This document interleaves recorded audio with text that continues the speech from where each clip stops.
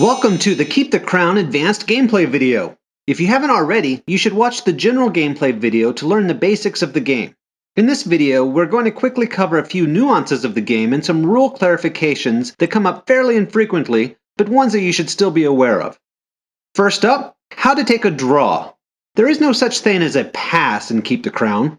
If you cannot play any piece to the board, you're allowed to discard one piece to the loot pile and select a new piece from the vault, and that completes your turn.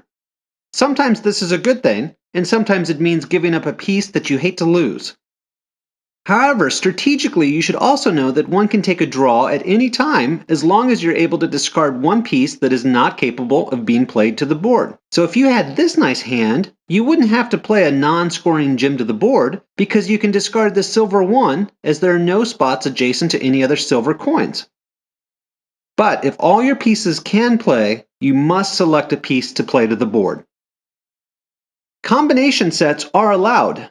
This is fairly rare, but it is possible to create a combo set, where 2 or more legal scoring sets interlock. For instance, by playing a gold 5 here, you would collect 15 points for each of the 2 sets. Note that if you use a wizard in more than one set, he must represent the same piece. So here, you would have to choose if he is a gold 2 or a gold 5 and only claim one of the sets. You don't have to claim the set with the most points if you don't want. Also, be aware that you can play your own 3 pieces for a set as long as they connect to a set in another direction. For instance, check out this combo set. The scoring rule states that you must play all your pieces in the same line and use at least one piece already on the board, but these 2 stipulations do not have to be inclusive of one another. Here's another nice set. That's a really good play. That's worth a lot of points. Ties. What happens when there's a tie for the lead? In that case, there is no true leader, so nobody gets the crown. So just place it off to the side until someone breaks the tie. The same is true for the wand.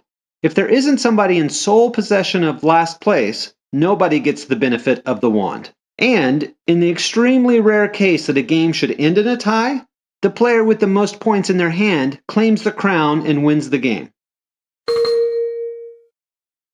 The revolution. The final unique situation to be aware of is when the vault runs out of pieces. This also shouldn't happen too often, but when it does, it's called a revolution. In this scenario, players continue to play pieces from their hand as per the normal rules. If the board gets blocked, as usual, the player with the crown wins the game. However, if any player can get rid of all their chips before the board is blocked, that player immediately claims the crown and wins regardless of the score. This is called stealing the crown. As the crown holder, you really don't want a revolution because anything can happen. However, if you're far behind, there's always a glimmer of hope that you can still win the game with the revolution.